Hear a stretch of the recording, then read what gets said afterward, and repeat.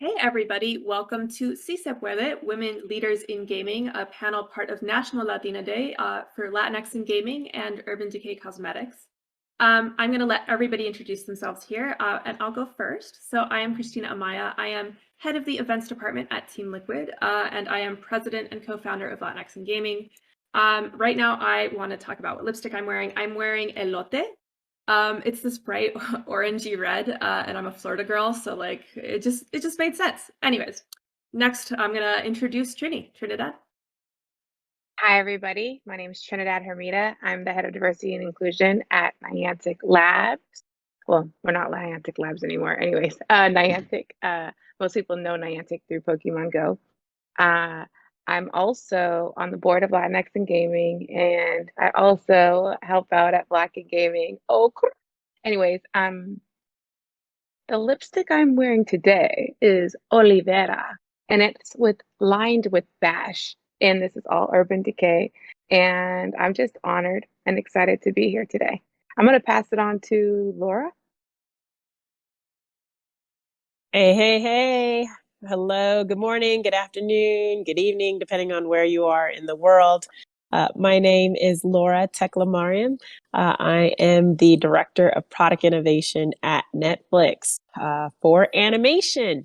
I'm in animation, although some of you may have heard the news. Netflix is getting into video games. Ooh, check it out. And in terms of my video game career, my credits have my claim to fames are let's see, FIFA 16. I worked on Star Wars Galaxy of Heroes. I worked on Star Wars Battlefront 1. I worked on, got credit with Mirror's Edge Catalyst and a whole laundry list more. So definitely in the field of games, animation, media, computer graphics, and all of the above. A shout out to my Afro Latinas. I see you. And definitely excited to be here. And the color I'm wearing, so I'm low key kind of person when it comes to lipstick. So if you take a little hex, dab it on your lips, get some of that good stuff on your lips like that, and then you're good to just do your everyday errands. Now I'm handing it over to Gracie. Yes, hola familia. My name is Gracie Arena Strip Matter. I am a director of technical art at Electronic Arts with our EA Create division, which is really a collective of artists, technical artists, riggers, all that creative side of how you make video games. And we partner with video games across all of our studios to create rich art content. And I'm currently based in Austin, Texas, but primarily work with a team of 15 technical artists at our EA Tiburon studio in Orlando, Florida. And the games we make there include Madden NFL, a little game called College Football that's coming back, and PGA Tour golf as well. So it's a really exciting line of work. I love doing it. I've been with EA for a little over 13 years now, which is crazy. So yeah, I think the sky's the limit. I'm really excited about what's coming next. And for me, I'm wearing June Gloom Urban Decay lipstick, and I'm similar to Laura, just kind of low key, just kind of enhance what I got, a little bit. So that's what I'm styling today. Thanks everybody for sharing your lipsticks. I think it's like a nice 50-50 of like bright, colorful, and then like low key, just something nice like that. But yeah, let's talk about where you got into your careers, because everybody in this room, you all have some incredible career growth. All of you are leaders in your space. How did you get there? And let's go ahead and start with Gracie. Yeah. So when I was growing up, I really loved art, and I thought that I was going to go to art school. But along the way, my father, who's a really big inspiration for me and still is to this day, was in a technical field. The reason why he's the inspiration for me is because he came from poverty level to basically enlisting in the Air Force, and because of that, was able to get an education. And with that education, he chose to go into meteorology and computer engineering. And for me, it was just such an inspiration to see growing up. And so I was encouraged to do that. And so I found that I really enjoyed math. And then I started getting into computer programming. Love that too. Um, and when it got to high school, I ended up applying for art schools, ended up applying to some other colleges as well. And then, just through a number of twists and turns, it was determined that art school just wasn't in the cards, just because a lot of it, I mean, most of it or all of it was actually out of state. So the out of state tuition was just a lot for my parents and I to take on. So I ended up going to a state university, Texas A&M. Whoop. And I ended up majoring in computer science. And while it wasn't the art school that I had been hoping to do, I still really held on to that love of art and love of creativity. And so I ended up still taking art classes on the side to really make sure that I was getting just continued exposure to that area, because I found such great fulfillment in it. And I ended up working towards a graduate program that needed a portfolio of technical pieces and artistic pieces in order to get in. And that was the Visualization Sciences Master's Program at Texas A&M. And I had known a couple people throughout the years that had been in that program, and a number of them had gone on to have film careers in the film industry, working for companies like DreamWorks or Pixar. And I thought, that is perfect. This is exactly what I want to do. And the fact that the portfolio required a mix of art and technology was just like, I can't believe I fell into this. So I ended up applying to that program, and I got in, and I, was still kind of set on this film thing when a couple of years into the program, Electronic Arts came in, and they were looking for interns. And I thought, yeah, it'd be cool to get some internship experience somewhere. And little did I know that whole series of events was going to change my life, because I did end up getting an internship in Orlando, Florida, working on our Tiger Woods PGA Tour game at the time. And I loved it. I had one project in particular that I had was how do we create these fences on the golf courses in an efficient manner? Because the way that it was being done was hand placed items on the course, all these fences, railings, and posts. And one of my tasks was to help automate that process. So I turned a process that took a day to do into a matter of minutes. By the time I was done with the tool that I created. And that's when it all came together, when I thought, oh my gosh, there's this really beautiful way to tie these two disciplines together. And so that was sort of the beginning of just getting me into the games industry. And I went back to the same team full time that I had been a part of. And they were super nurturing. I had an amazing onboarding mentor, and somebody who's still at the company today that I keep in touch with. So that nurturing team was really the start of my career. And, throughout my career thus far up to a director role, I've had some just amazing opportunities. Sometimes there's not the right opportunity at the right time, but other times that there have been, and they've come at short notice. So just being aware of, those opportunities and being prepared if those come into play has been a key part in my career. But I've also had a lot of help along the way with transitioning between studio locations and business units. I've had a number of different mentors. Probably about 85% of them have been male, and very few have been Latinx.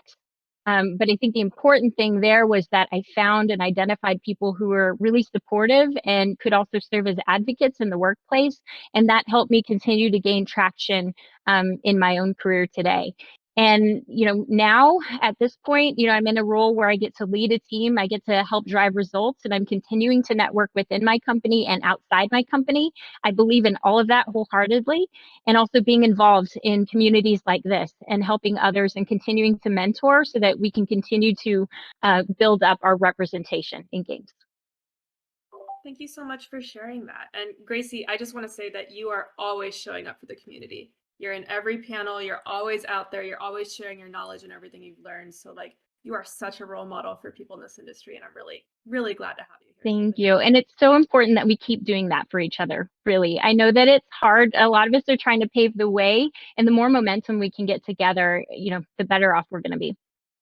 Absolutely. And thank you for sharing. Laura, same question. How did you get here?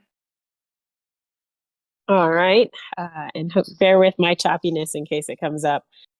Let's see. What's a short and sweet way to do this?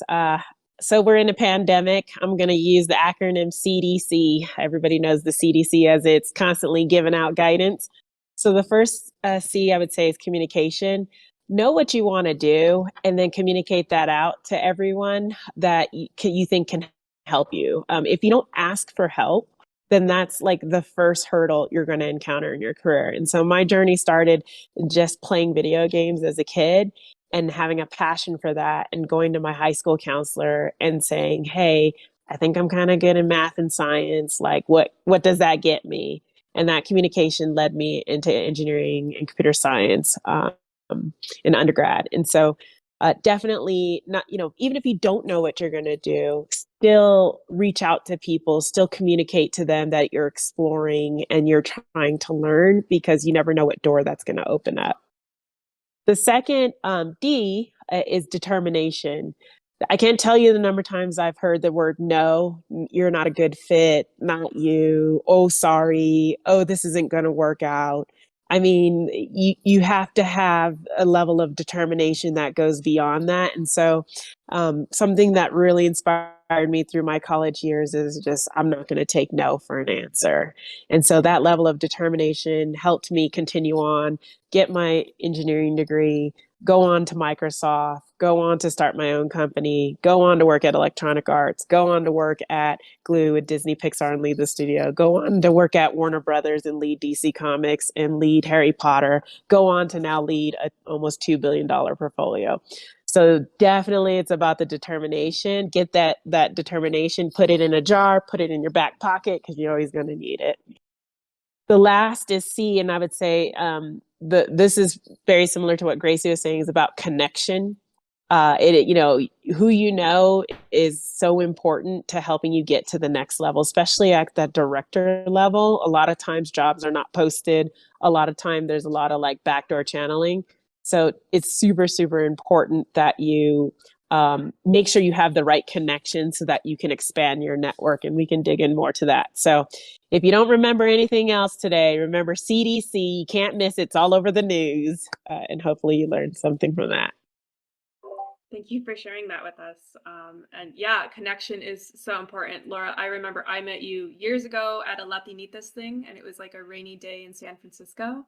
And thankfully to that, like we're able to get you to do panels like this, which is incredible. But those little connections really do matter. So thank you for being here as well. And thank you for all the good you do for the industry. Next, Trini, what's up? What's up? What's up? I want to say I have a very unconventional background when it comes to anything in gaming. And just to Laura's point, I'm grateful for having connections like Laura, you, and others who have paved the way, who have been there, done that, have had to endure things that hopefully I won't have to endure in the future. But just grateful for that. So my background is in everything but gaming. I've done education. I've worked in healthcare, and I fell into tech. And so my D&I career started at EMC Squared, which is now Dell EMC, because they were acquired by Dell. And I love the connection. I love the community. I love networking. But one thing I also know is that I'm a strong woman. Like, I've endured a lot during my career that most people would be like, I'm out, deuces. And to be able to acknowledge that and be proud of it is a huge thing for me, because a lot of people will try to run you out when you know your stuff and when you're countercultural and when you don't think like they do. And so I just want to encourage every Latina, every woman out there to go against the grain. And if you have an idea that's innovative, obviously you have to be vulnerable in order to put that out there, because you might fail. But guess what? Let's fast fail. So that's what I have a series of doing. I have a series of fast failing. I was a product manager for a while. I was program manager in DEI. I was an executive assistant. And now I'm the head of D&I, and I've taken all of that experience, right? All of that experience. And it's made me who I am today. And I'm just honored to be here amongst y'all, because at the end of the day, like, I just want to impact this world, and I want to make a difference in whatever form or fashion I can. So my trajectory, my path doesn't make sense. And you know what? I'm honored that it doesn't, because at the end of the day, I'm trusting that my steps are ordered not only by God, but by my desire to to change the world. So that's where I'm at. Thank you for sharing that. And you touched on something that I kind of want to get into next. Difficulties that we face here. Like, when you join a room and in gaming, especially like in tech, especially, right? You're often the only Latino or the Afro-Latino or that sort of person in the room, right? And so you come in with a different experience, a different style of, speaking sometimes. Sometimes you have a different managerial style, etc. And it can be difficult. It is a difficulty to be different from other people. So I kind of want to ask, that's my difficulty, right? Being a little bit different. But what are some difficulties you faced in your career and how have you combated them? And Trini, I guess we'll go back to you since you kind of brought it up. Most of the difficulties that I experience are centered around my communication style. And just to keep it a blunt and keep it 100, when you go into a room and you're the only and you actually know what you're talking about, that can be intimidating. So I've known that there's been at times when I come in and I'm just like, okay, my style is I don't like fluff, right? Like, and what I mean by I don't like fluff is like, hey, we have 30 minutes, we have an hour. And you know what's funny is I think Laura has me like getting to know Laura, like we're very similar in that regard. And I respect just being able to work with people like Laura who understand. But in meetings when I'm the only one and I'm trying to broach a challenging topic, a lot of times I go, what does success look like for us to walk out of this meeting? And I think if anything's more valuable than time, it's time is super valuable. So how are we going to make sure that we use this time wisely? And I've had people walk out of meetings. I've had people tell me you're trash, you don't know what you're talking about. I've had people just try and you know what's interesting is, and this is for women. I don't know why this is coming on my heart, but like for women to women, like sometimes we're our own worst enemies. And what I mean is like I've dealt with women in this space, and a lot of times it's like because I'm confident in who I am, it's intimidating. And it's like, oh no, she didn't come in here and do that. And I'm like, yeah, I did, and you can do that too. Let's do this together, right? Instead of fighting against each other. And so that's why this panel is so important to me, is because we're coming together for something that we believe is going to change the world. And like we're able to put down whatever our idioms are, our insecurities are, and say, no, we're all going to come together and do this. And so I find that my most challenges are number one, myself, microaggressions, imposter syndrome, all of that. But then the other challenge is my communication style. And so what I've learned through having a mentor and having people to give me ideas is I give people a heads up. I let them know like, hey, this is how I operate before a meeting, and say, hey, just to get prepared, if there's any questions you might have, or I'm coming in hot. I'm coming in hot because I'm very passionate about this, but I'm really excited to partner with you. So I give people a heads up before I go into interactions with people so that they understand this is my passion that's coming forth. It's not my anger. I'm not an angry Black woman. I'm coming in with passion. So that's I'll stop there because I can go on for days on a bunch of things, but those are the two main things is my relationships with other women, like letting them know I'm not here to take your place. I'm here to accentuate what you do, and then my communication. Thank you for sharing that. And yeah, I actually love your communication style. So, they can eat it. No offense. Next up, Laura, let's talk about some challenges you faced. I love your communication style too, Trini. So, yeah, something with a quick soundbite. There's so many. I remember sitting in, not that this is a shot to Star Wars, but sitting in a software dev meeting for the game, and one of the people on the team, there's like 30 leaders in the room, and one of the people on the team leans over to me and whispers in my ear, "Hey, Laura, seeing you here just really made me realize how undiverse this team, like this leadership team is." And I was like, well, that's why I'm here. Like, myself, I don't know. What do you say to that? Like, just, I kind of joked with him and said like, look, we just need to get more people of diverse thought so we can have a better game at the end of the day, and kind of dropped the mic and kept it pushing. But why is that important? You're going to be in these circumstances a lot of times. And so you got to have a little bit of thick skin. You know, I could have took that and felt insecure about myself and like been frustrated and mad about it, but instead empower it to be like, look, no, we need to do something about it. We can't have me being the only one in the room. That's not a good look. And so, you know, I've really advocated. Trinidad said something that like is like really important to me is like for each one, teach one. Far too many times we've been trained in our minority groups to have tokenism. We're like, you're the only one, so you don't help other people. You don't give, you know, hookups to others. You don't help them get jobs. You don't go out your way because you got there, and so you just expect other people to work it out. If there's another thing that we could all do is like really help each other through these challenges because we don't have to do it alone anymore. Like maybe 20 years ago, we had to do it alone. Maybe during my time 20 years ago, I had to do it alone. We should not have to do it alone anymore. So that's my piece.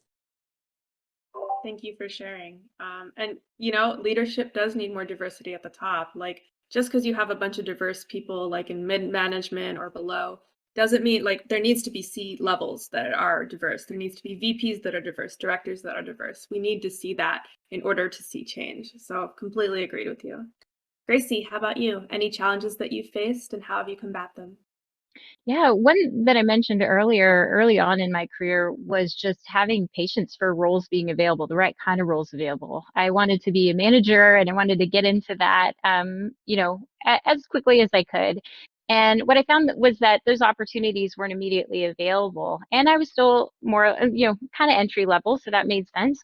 But one of the things that I did do was kind of channel that desire into something external from the company. So I got heavily involved in an organization called SIGGRAPH, which is a special interest group on computer graphics and interactive techniques. And I became a student volunteer back in college. And I ended up kind of working through that volunteer chain to end up leading a volunteer program within that conference that was totaling over 300 people around the world. Had a team of 6 people that I worked with in a distributed manner. I found a lot of that experience was just incredibly rewarding because I was already working, on something that I really loved. But what I maybe didn't realize a whole lot in the moment was that I was actually building all of these amazing skills that I was able to immediately translate into the workplace. And so what I found was that even if opportunities weren't immediately available, how can I develop those skills, in other ways? Is there something else that I can do to help keep momentum going, so that I'm ensuring future success for myself? That's one way to do it. Some other people might look for jobs external to their company, but for me, I chose to just get involved in my community and find ways to really hone those skills so that when those opportunities were available, and as I mentioned, some of them kind of came last minute. Hey, we don't have anybody to fill this role. Are you comfortable doing it? Are you willing to step up to the senior role because we don't have anybody who can immediately fill it? Would you be willing to do it? And it'd be kind of a step back, like, am I really prepared to do it? And a little bit of that uneasiness. But really, in reality, I was like, oh my gosh, yes, I'm prepared for it. Like, slap yourself awake, Gracie. This is something that you can do. You are prepared for it. And the fact that people are recognizing that in you is also important. So being able to take those learnings that I had outside the company and really start to exhibit them in different ways through my current work I was able to have a level of visibility that enabled people to think about me when those roles were available. So that's one thing that I did to really kind of help myself gain momentum in the workplace. The other one was my recent career transition into my current director role. And, we've talked a lot today about networking and the importance of that. And I cannot stress that as my number one thing, in my career that has really helped me get to where I am. I was navigating a very tricky transition between 2 business units and having trouble really gaining the right support and momentum to make that leap and help people understand that I had the right capabilities to grow in a new role. And so I think why I go back to the networking piece is that all started with a connection that I had by being involved in our employee resource group at Electronic Arts for Hispanics and Latinos is called Somos EA, and we have an executive sponsor who is our guys who sits on the he's our chief marketing officer. And I had known him as we got this organization set up, and I set up some time with him, and I said, look, I'm at this really interesting time in my career where I'm trying to figure out how to make this next step. Can you help guide me along the way? Help me provide the avenues for who should I talk to? How can I get this in motion? And immediately he went away and connected me with our head of our chief studios officer, had connections with her on some things, and I developed a development plan with her. And then I started getting momentum to the point where when I made this career transition, I had brought two vice presidents in a room and myself, and I was able to sit down with them and I said, look, here's what I want in my career. Here's where I want to be going. Can you both help me get there? And these are two VPs who I had met along the way throughout my career that I had known independently. And at this point in my career, it all sort of came together. And I remember sitting in that room and thinking, wow, like how is this even possible that I have brought these people together, that we're negotiating what my career looks like, and I'm playing an active part of it. It was just very surreal, all of the events that had led up to it. And that took a lot of conversation, a lot of courage. At least it's not easy to be in a one-on-one with somebody who's, right at the top of our company. And thinking today about where I'm at and my role, and it is a challenging role. I feel like I am exhibiting all the skills to their maximum capability right now. I'm growing. I feel uncomfortable some days, which is great because it means that I'm growing. And it's all because I was willing to kind of take the chance and asking for help. Sometimes I think in our community, we are afraid to do that. We want to be able to show strength, and we want to be able to portray that we can do things ourselves. But really what I learned through that experience is that we have to raise our hand. We have to ask for help. We need to help each other. For me to ask for help from our executive sponsor, who's also Latino, that was a big thing for me because it made me realize that I need to make sure I am doing this for other people as well. So for me, I think that's just a powerful example of how our community really can help each other to elevate our presence in the workplace, and how we have to continue doing that as well. Thank you for sharing. And I agree, having allies, mentors, people who can help you along the way is so, so important. I'm really lucky in that I am surrounded by incredible women such as yourselves and other people who want me to succeed and want to see my growth. Like, that is instrumental. I started actually at Team Liquid as a strategist, and I am now head of my department. And it's thanks to my boss at the time, Nikki Patterson, who pushed really hard to help get me there. And other people were willing to help at the same time. So I'm lucky that another woman saw me and said, you should be a leader. You should be leading here, and took a chance on me. And thinking about her, she actually hired another woman who is also now head of her department as well. So she helped grow both of us within our organization. So, it's so valuable to have people like ourselves and allies at the top helping us out. But with that said, there's a lot of young women watching us. I'm reading some of their comments and they're like, wow, this is great. I really needed this, etc. What advice would you give them entering the industry? What do you think you would have wanted to hear years ago when you started out? Laura, I actually want to start with you. I always got to find the mute button these days. Damn mute button, can't ever find it on time. And hopefully you all can still hear me. Gosh, now that I look at my career over the time, I've been at a lot of companies. I've seen a lot of different stuff. I've seen a lot of different teams, different corporate cultures, different types of products. I shipped a lot of products. I've heard a lot of no's. What would I have done differently or would like to know? I think the one thing that I probably would have done a little bit differently that I didn't do until the very end is really the connection part. Back to what we were talking about. And if you're young in your career, a lot of times when you hear these talks, it's like, go find a mentor, go find a sponsor. And those things are great, but they're harder to do because you got to go have the courage to go ask people. So what I would recommend is this thing called Go Find Your People. And when it means like go find your people, like there are going to be days where you're just going to be devastated. You're going to be demoralized. You're going to be frustrated. And you need to find that trust circle.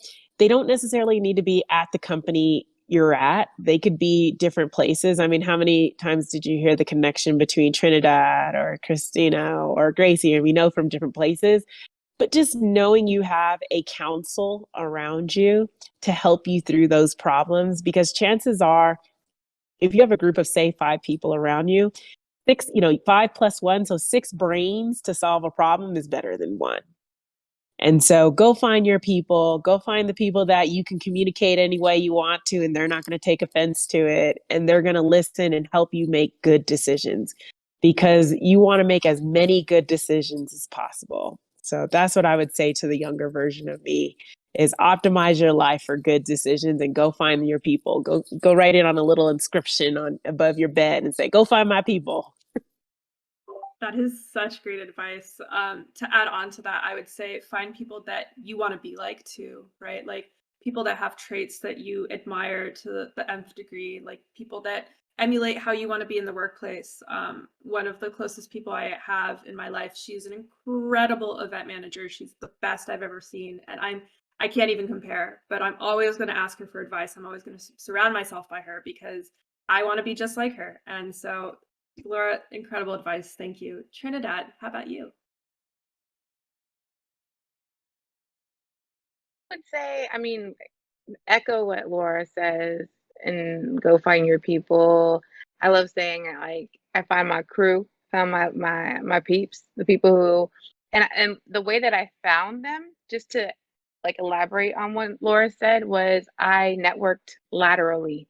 I networked with people who were in in the same. So not only did I network and try and meet people who reached the goals and went to the levels and the heights that I would love to go to, but the cool thing is I'm surrounded by my peeps who are all doing dope things, and we came from the trenches together. Like we were all like, when I was a program manager, I had some dope program managers that were surrounding me.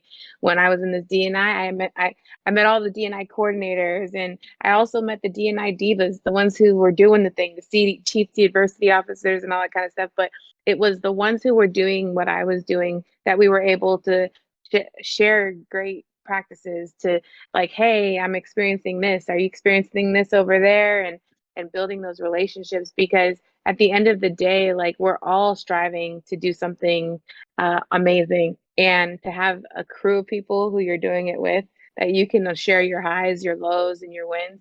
I would also say that, like, at one point in my career, I stopped faking the funk, and what I mean by that is I stopped pretending to be a mediocre white man.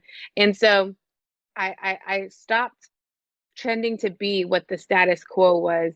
And I said, you know what, I'm gonna be all of this goodness, all of this greatness, all in one. And I'm not gonna dim my light. I'm not gonna dim who I am. And it's kept me from some opportunities. And I'm gonna keep it 100%. There are some people who are intimidated, and that's even in interviews. That's even when you're trying to find a job. It's like, how long am I going to continue to be authentically myself and not win, right? But there's that one that says, oh, I see you and I want to work with you and I want to develop you. And when you get that job and you're not code switching, and you're not like faking you feel like you've hit gold. Like you've reached the pot of gold, and I'm just like, so I know it's not easy. I did it for most of my career just to keep it 100% honest. But once you get past that point when you're like, hey, you're hiring me for my genius. You're hiring me for what I can do for your company. And you show up and you show out and you're able to do that authentically yourself, even with the stuff that comes at you. It's phenomenal. It's amazing. And so those are the just network lateral too. Don't, yeah, there's some dope people up there, but like network with people who are doing exactly what you're doing, and start to every day give them a little bit more of who you are and see how they take it. I mean, I'm not saying get fired, but you give them a little bit more of who you are and see how they take it and go from there. Thank you for sharing, Trini. I really appreciate it. Gracie, how about you? Yeah, I love the ideas around here in these last two answers have been phenomenal. I know, Trinidad, you're talking about this idea of leveraging your authenticity. And I feel like if you feel like you can't be your full self in the workplace, that's a problem. Is it the environment? Is it you personally? You feel like you're holding back? Because it is that richness of who we are and what we bring to the table that is needed in our industry. This is why we're seeing games that are still being developed that don't accurately represent who we are. We need more of us authentically in the workplace to make sure that we are adequately not only representing our culture, but also making sure that the products that we create are reflective of the people who play them. And so for me, it's important to make sure that I feel like I'm not being fake. I'm not being, someone I'm not. Because then that's an indication that, am I being suppressed somewhere? Is this job not the right job? Is it myself? Make sure you're thinking about those things and really understanding where the source of that is. If it is the company, if it is the work, maybe consider going somewhere else. It really is about finding that supportive network of people. Laura mentioned this idea of having, you're reaching out to your people. I've heard it also referred to as your personal board of directors, who really can sit on that board and really give you the truth as it is and give you kind of, real advice, and help you progress forward and encourage you and drive you.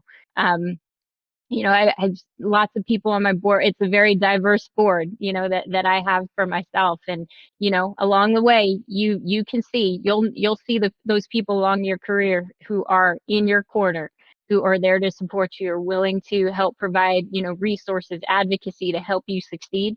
Those are the people that you definitely want in your corner for your entire career. So I would say those two things. And then in addition, just keep your eyes on what you love.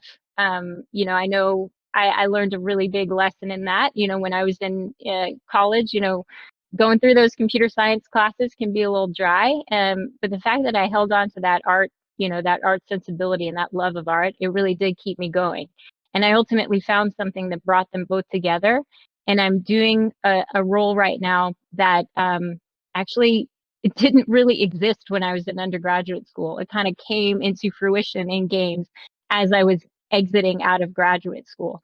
So to grow up with that discipline and to be doing something that ties those things together on a daily basis has been just the most rewarding thing possible.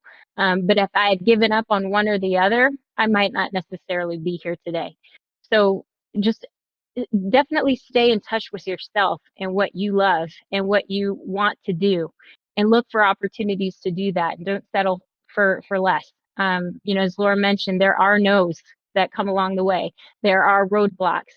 But as long as you keep looking inside yourself for those things that you love, you find people to support you along the way, that road becomes a little easier to travel, despite it still being rocky here and there along the way. And channel that determination.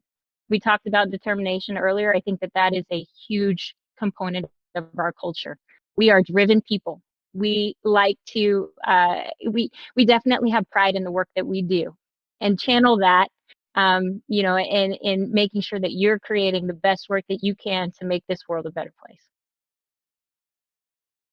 Thank you so much for sharing. So final question from me.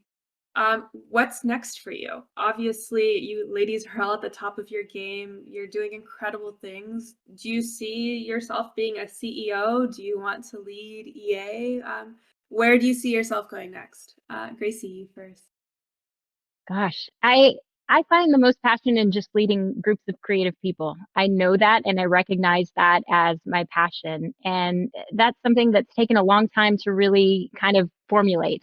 But I know that whatever it is in the future, as long as it involves leading groups of multidisciplinary creative people to achieve an outcome, that is where my happy place is with my work. I can see it potentially scaling. I've had larger and larger teams throughout the years, and so really finding good ways to scale what I do and help empower people and help empower all those people underneath as well. And to bring authentically my culture into all of this. One of the things that I've done, in my role, is just bring in that touch of the culture. You know, my team is my family. You know, these are people that I interact with for a large portion of the day. I want to, you know, I know that, you know, we all have that Thea or Theo who had their little quirks and things, but at the end of the day, we're all family. We all get along. So that is one thing that I will continue to bring to the table as part of my authentic self. You know, and continue to just be passionate about the people that I work with and providing the best work environment possible, so that we can bring in a diverse representative group, to be able to continue creating, you know, just the games of the future. So that's a little bit about where I think I'm going. Thank you. I mean, it's inspiring as heck. Trini, how about you? So I'm one thing is I love being innovative. I love the art of being able to be vulnerable and fast fail. I like creating.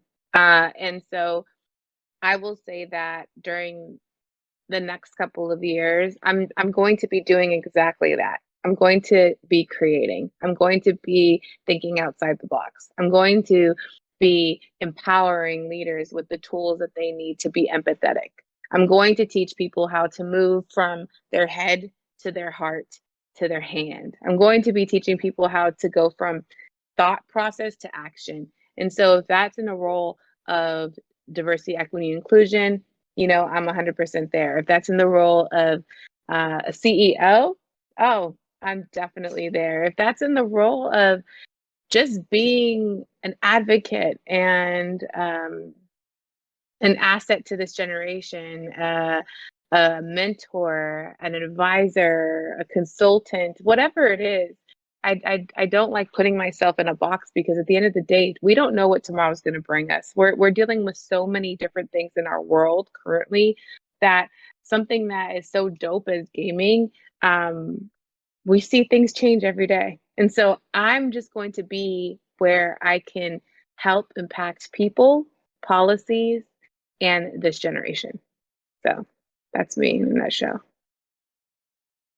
Thank you. Thank you for sharing. Laura, let me know if you want to share anything on where you want to go next.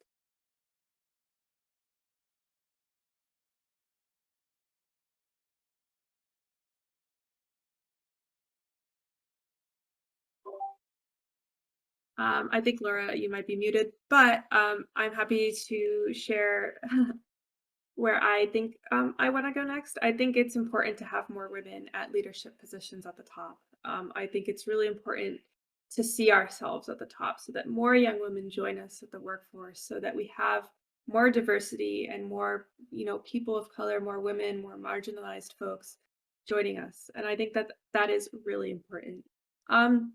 Anyways, we're pretty much at time. Thank you everybody for coming out to this panel. We are so happy to have you. Again, Gracie, Laura, Trini, thank you so much for everything that you've done for us. Sincerely, sincerely appreciate it. We are here for National Latina Day in partnership with Urban Decay Cosmetics. And next, we're going to be doing a dancing panel with Judith Barbosa out in New York City, and a salsa dance instructor. Very excited for that. Thanks, everyone, and hopefully we'll see y'all soon. Bye.